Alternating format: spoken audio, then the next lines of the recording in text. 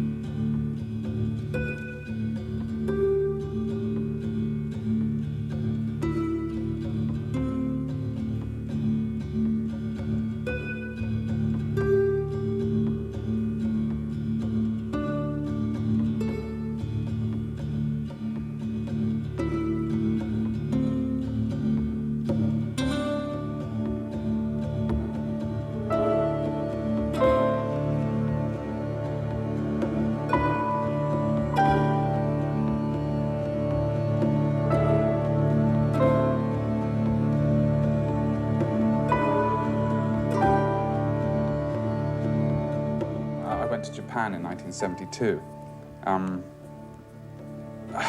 without knowing where Japan was or what it was. I still don't really know why I went there. I just went out and bought a ticket and took the train to Japan. It was like I was being pushed from behind. There wasn't any idea about it at all. But really in Japan I did find something which affected me a lot. Difficult to say what it is, but whilst I was in Japan, I started writing about the Penguin Café, and it was this place which somehow expressed what I was feeling at the time. And I started writing about the Penguin Café Orchestra as being the music from this place, and even describing in quite elaborate detail the kind of music and attitude that came from this music. And I came back to England and really started working on the Penguin Café Orchestra. I mean, it was like the composer in me actually found, at last, it found a context to be in. I couldn't be a classical composer, I couldn't be an avant-garde composer. It didn't really happen in pop music. So I had my own place, which was the Penguin Café and the Penguin Café Orchestra.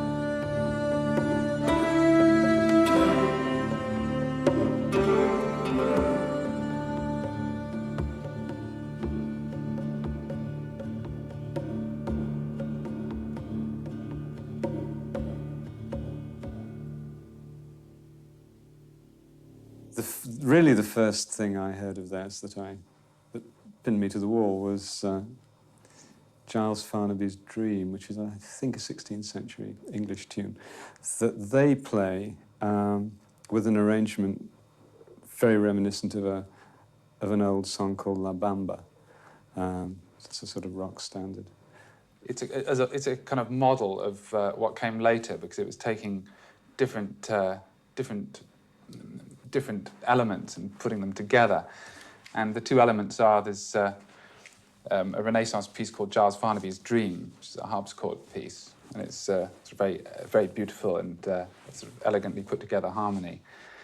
And I combined that with a Venezuelan jorobo rhythm, which is there's a dance form of Venezuelan, and the best thing. I just should play a bit of it.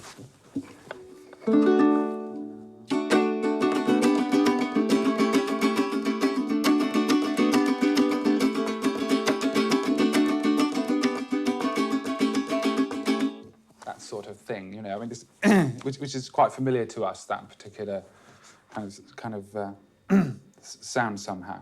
I find it very amusing that he can do this 16th century tune with something that reminds me of, you know, the first Beatles album.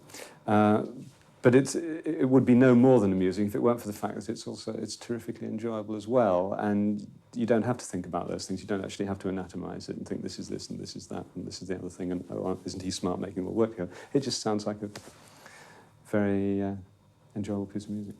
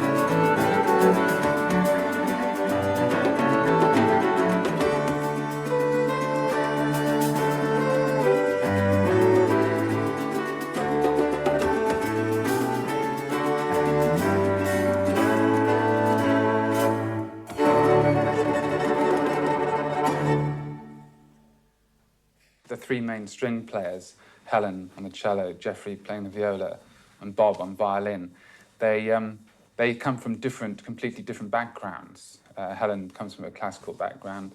Geoffrey comes from classical early on and then into rock. And Bob comes from a curious kind of British country and Cajun sort of background.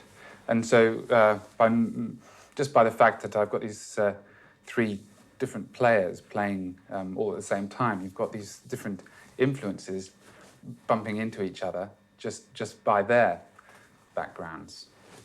So he has to look around and find formats and ideas and colours from other places and put them all together. So he's making a jigsaw, a mosaic, and it's the mosaic that is his expression. There isn't, unlike the blues musician to whom, you know, the 3-chord, 12-bar blues that are what he does, I would say that someone like Simon Jeffs doesn't have a particular thing of his own, but it's really, then his problem is to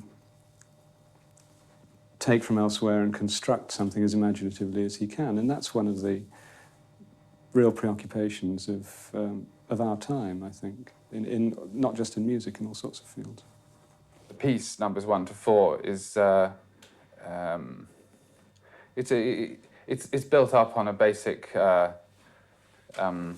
putting together of simple numbers. It's got, for instance, it's got 12 notes which are played by one instrument. They're played as 4 groups of 3. By another instrument, they're played of 3 groups of 4 simultaneously. So you end up with this kind of rather organic sort of wudge of sound, which has a resonance to it. In a way, you could relate it to African music. In a way, it's a sort of a kind of basic sort of polyrhythmic, accompaniment to a tune which is based on the most simple notes of the harmonic series.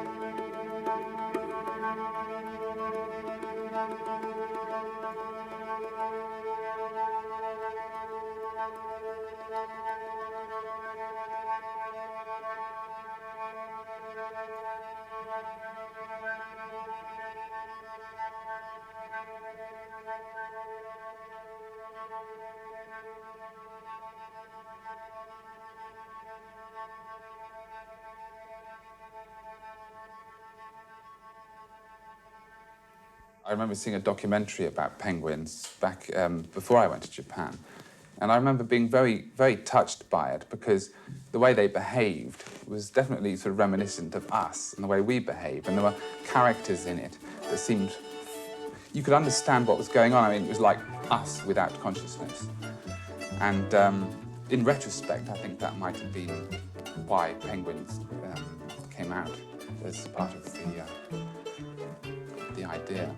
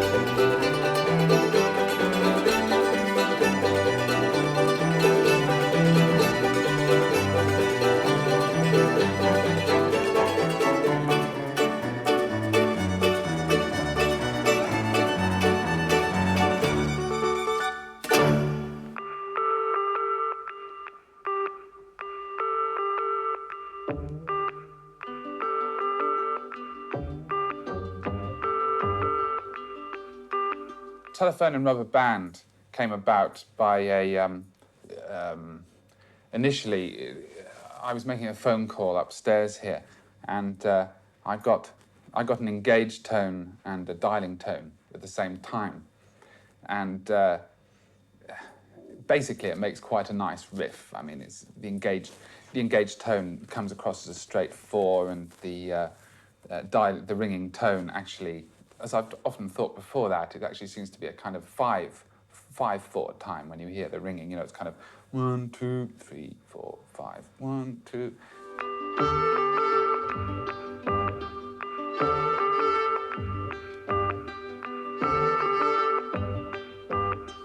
then I made a tape loop out of the telephone and put it on a multi-track machine.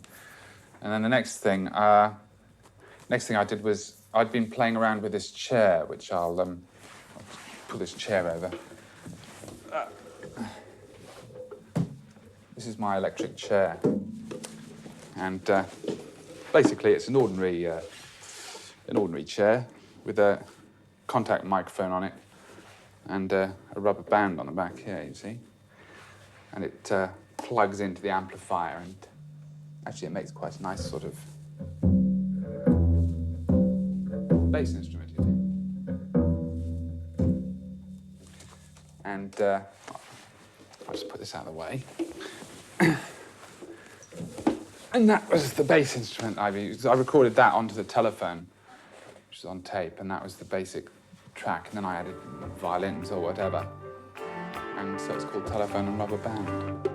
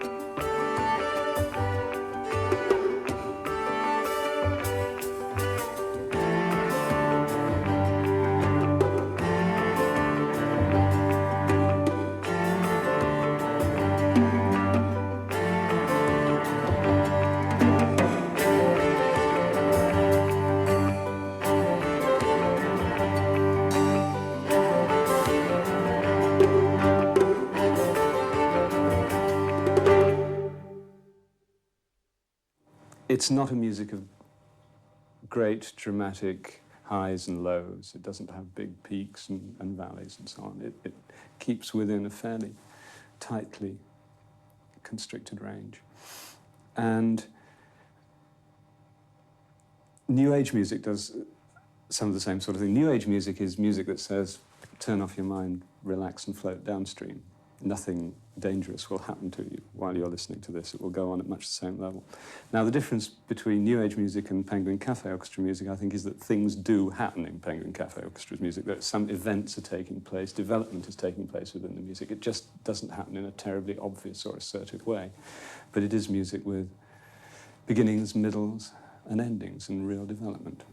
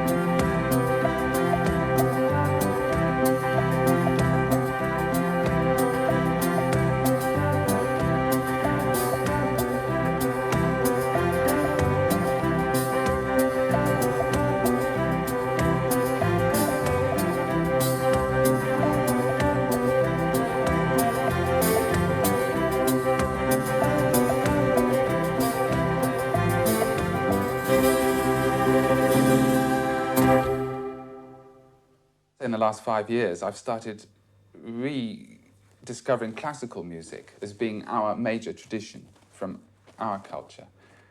And I've discovered, especially with my ears having been completely renewed by listening to a lot of ethnic music, and having developed this thirst for music that comes from the sort of abdomen, you know, I started hearing it in classical music.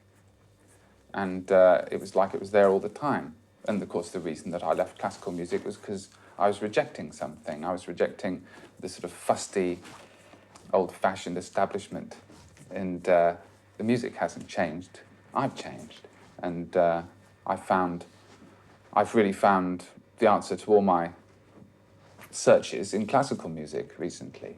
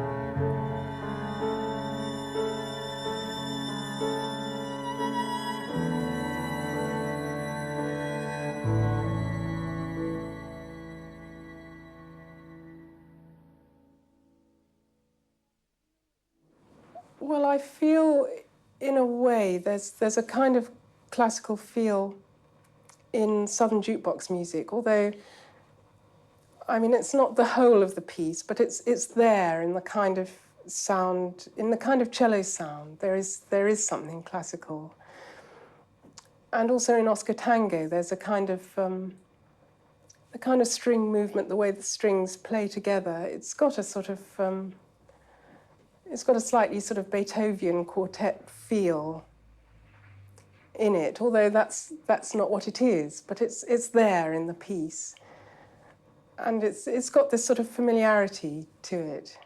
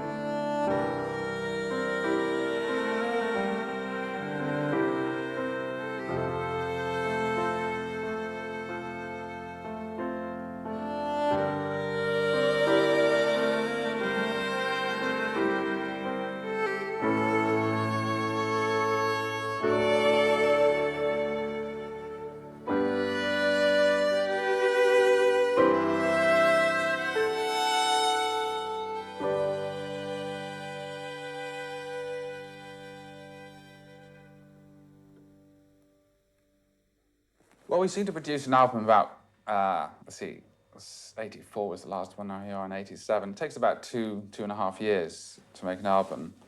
And these albums aren't really made, I mean, you can't sit down and make an album and say, right, I'm going to write some music today. What tends to happen is, as soon as you start having that kind of idea, the old muse or whatever it is just sort of clams up and goes on holiday. I mean, it's like the music arrives like letters occasionally, provided you're there to sort of catch it when it comes. And it's just, this is the rate at which the music comes. Not very prolific, but it's all the right stuff. I mean, it's all what, I mean, it's a bit like accumulating little gold particles somehow. And I just sit around waiting for these things to drop out of the sky.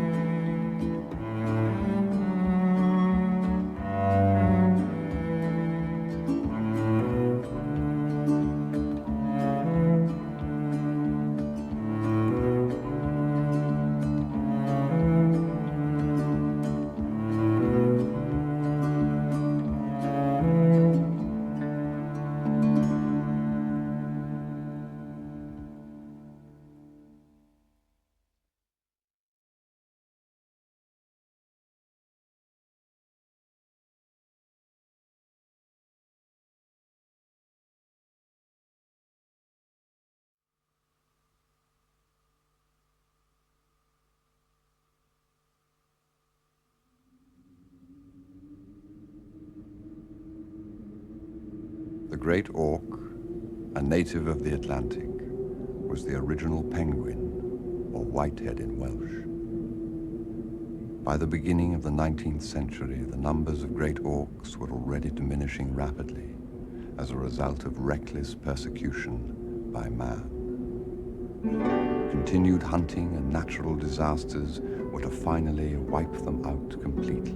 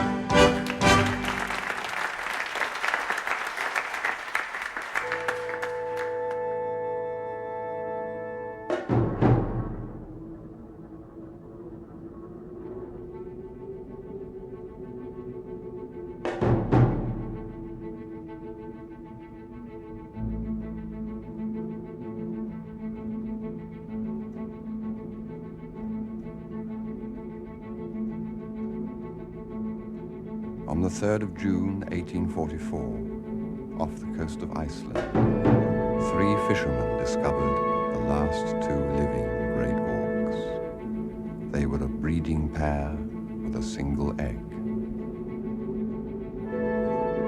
Jon Branderson and Sigurður Eisleifsson clubbed the 2 adult birds to death, while Ketil Ketilsson smashed the egg with his boot.